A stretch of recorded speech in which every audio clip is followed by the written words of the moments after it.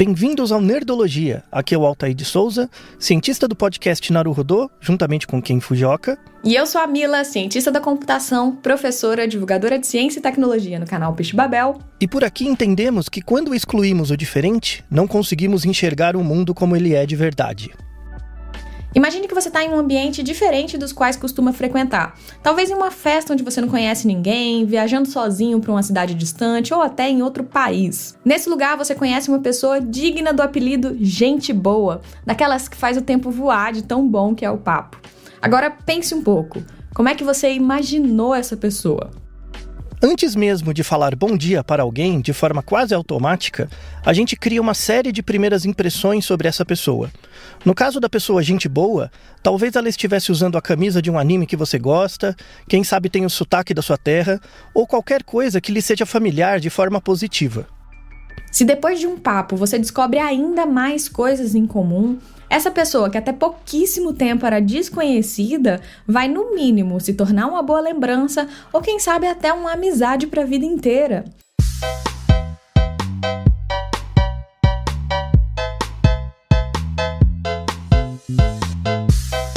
Boa parte das pessoas novas que conhecemos, sobretudo na fase adulta, a gente conhece superficialmente. Ou seja, a gente acaba usando as primeiras impressões para julgar capacidades, características e atributos dos outros. O pesquisador Fritz Helder, nos anos 1950, buscava entender como as pessoas justificavam esse tipo de comportamento e suas consequências. Helder chamou de atribuição, o comportamento que nos leva a determinar rapidamente quem faz parte do meu grupo e quem não faz, algo essencial para a sobrevivência de uma espécie tão social quanto o ser humano, além de ser importante para lidar com informações limitadas sobre o ambiente.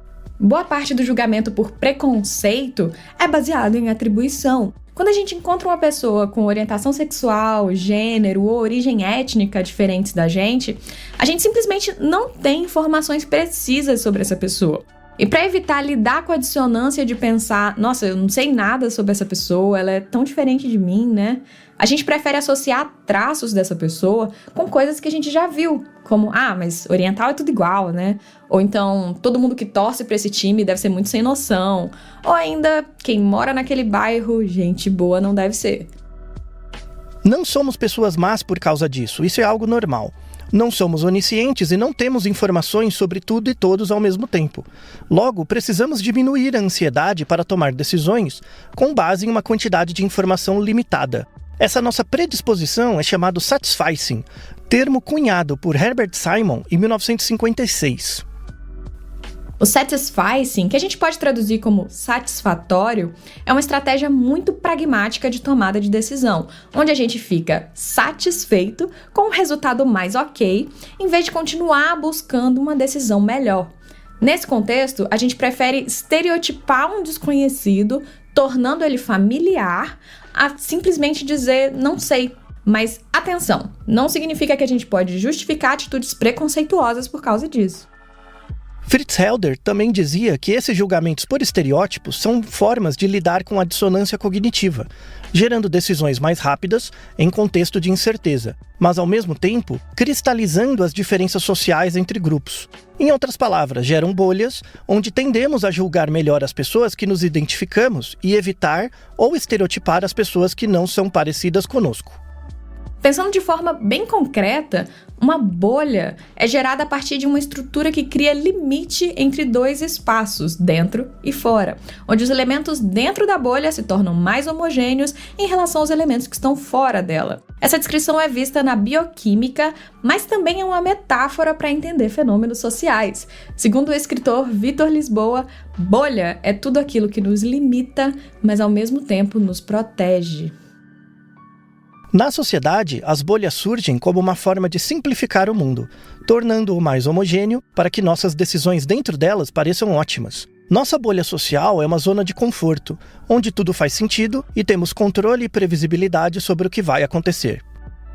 Mas, ao mesmo tempo, isso nos aliena para o fato de que o mundo é muito complexo e as nossas decisões às vezes são apenas satisfatórias. E a gente pode incorrer em erros, preconceitos e danos a outras pessoas que muitas vezes a gente nem sabe quem são, simplesmente porque estão do lado de fora dessa tal bolha.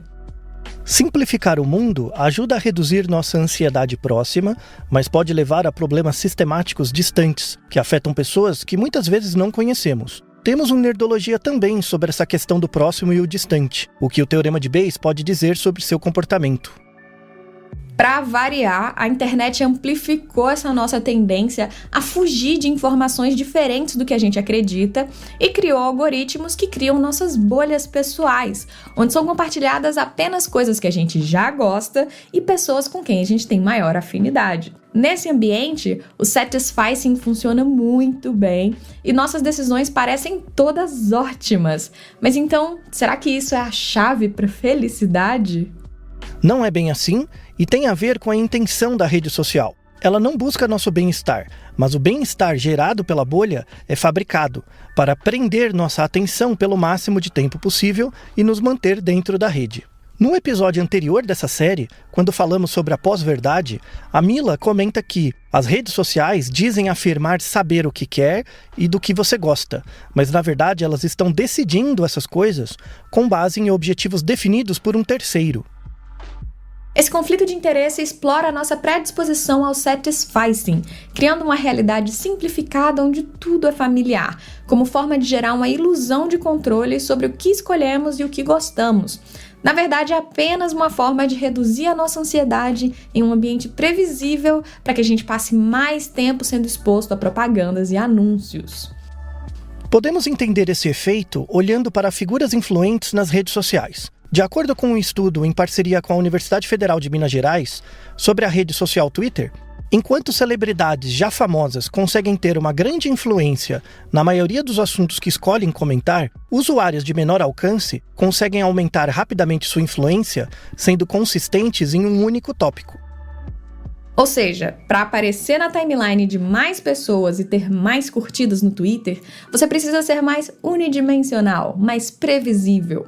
Em um espaço que transforma todos nós em pessoas públicas e nos viciam em interações que nos fazem sentir validados, os algoritmos das redes sociais podem ser cruciais em como a gente escolhe se comportar nesses espaços. Um fenômeno que muitos usuários do Twitter já notaram é que a rede é muito boa em reunir sequências de tweets muito relacionados entre si. Por exemplo, um tweet comentando aquela thread dizendo que paçoquinha cura câncer e logo em seguida tal thread aparece em sua timeline. Isso porque um elemento crucial na organização dos posts de uma rede social é o que está sendo dito, além de quem está dizendo. Mark Zuckerberg, a journalist was asking him a question about the news feed. And the journalist was asking him, why is this so important? And Zuckerberg said, a squirrel dying in your front yard may be more relevant to your interests right now than people dying in Africa. And I want to talk about what a web based on that idea of relevance might look like. So when I was growing up in a really rural area in Maine, the internet meant something very different to me. It meant a connection to the world. It meant something that would connect us all together. And I was sure that it was going to be great for democracy and for our society. But there's this kind of shift in how information is flowing online. And it's invisible. And if we don't pay attention to it, it could be a real problem. So I first noticed this in a place I spend a lot of time, my Facebook page. I'm progressive politically, big surprise, but I've always gone out of my way to meet conservatives. I like hearing what they're thinking about. I like seeing what they link to. I like learning a thing or two. And so I was kind of surprised when I noticed one day that the conservatives had disappeared from my Facebook feed. And what it turned out was going on was that Facebook was looking at which links I clicked on. And it was noticing that actually I was clicking more on my liberal friends' links than on my conservative friends' links. And without consulting me about it, it had edited them out. They disappeared. So Facebook isn't the only place that's doing this kind of invisible algorithmic editing of the web. Google's doing it too. If I search for something and you search for something, even right now at the very same time, we may get very different search results. Even if you're logged out, one engineer told me, there are 57 signals that Google looks at. Everything from what kind of computer you're on, to what kind of browser you're using, to where you're located, that it uses to personally tailor your query results. Think about it for a second. There is no standard Google anymore. And the funny thing about this is that it's hard to see. You can't see how different your search results are from anyone else's. But a couple of weeks ago, I asked a bunch of friends to Google Egypt and to send me screenshots of what they got. So here's my friend Scott's screenshot, and here's my friend Daniel's screenshot. When you put them side by side, you don't even have to read the links to see how different these two pages are. But when you do read the links, it's really quite remarkable.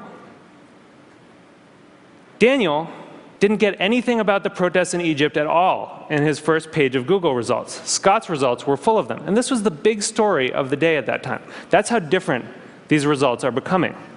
So it's not just Google and Facebook either. This is something that's sweeping the web. There are a whole host of companies that are doing this kind of personalization. Yahoo News, the biggest news site on the internet, is now personalized. Different people get different things.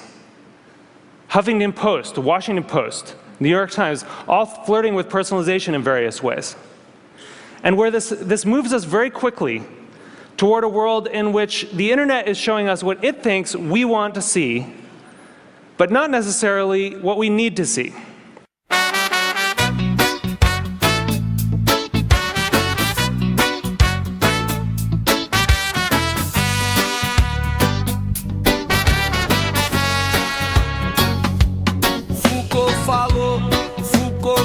Você deu mole pro sistema, ele cresceu e te vigiou. E o Habermas,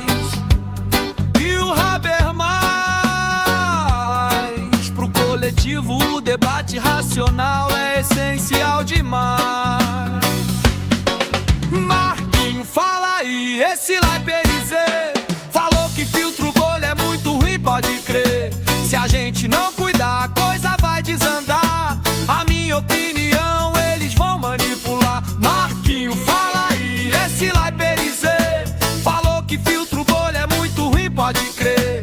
Se a gente não cuidar, a coisa vai desandar. A minha opinião eles vão manipular. Platão brilhou.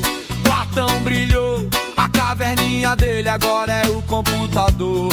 Me libertar, democracia só existe se souber dialogar. Fulvestre do meu coração, não vem me destruir que eu já tô preparadão. Eu vou passar. A minha voz é humana e minha vaga eu vou buscar. Marquinho, fala aí, esse Leipzig falou que filtro bolha é muito ruim, pode crer. Se a gente não cuidar, a coisa vai desandar. A minha opinião eles vão manipular. Marquinho, fala aí, esse Leipzig falou que filtro bolha é muito ruim, pode crer. Se a gente não cuidar, a coisa vai desandar. A minha opinião eles vão manipular.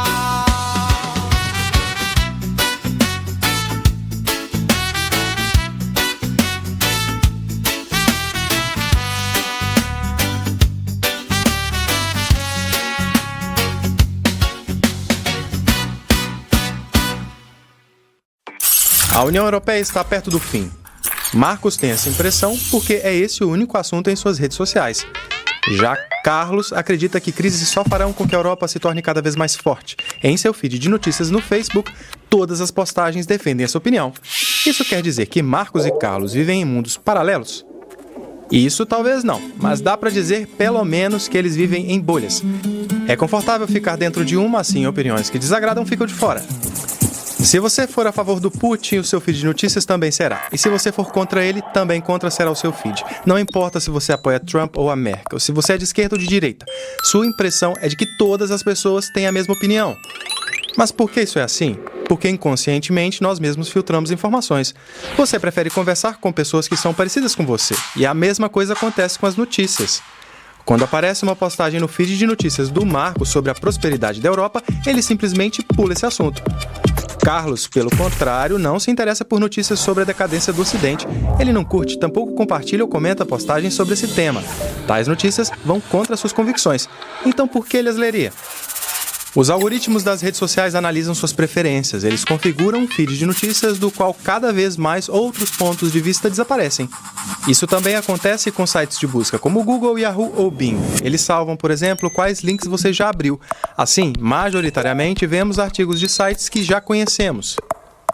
Por isso, se Carlos e Marcos digitarem notícias sobre a Europa no campo de busca, provavelmente cada um deles vai ter resultados diferentes. E como fazer para sair de uma bolha? É possível mudar suas configurações nos sites de busca. Eles sabem sua localização, sua idade aproximada, seu sexo e seus interesses. Com base nisso, eles se orientam para determinar os resultados das pesquisas. Procure apagar seu histórico de pesquisa e desative a personalização da busca. Delete regularmente os cookies do seu navegador. Também um caminho nas redes sociais é seguir páginas que representem opiniões diferentes da sua. Essa é a única forma de enganar os algoritmos. Assim você obtém informações de diferentes fontes e pode expandir seu horizonte. Você já teve a sensação de estar em uma bolha? Comente e compartilhe esse vídeo.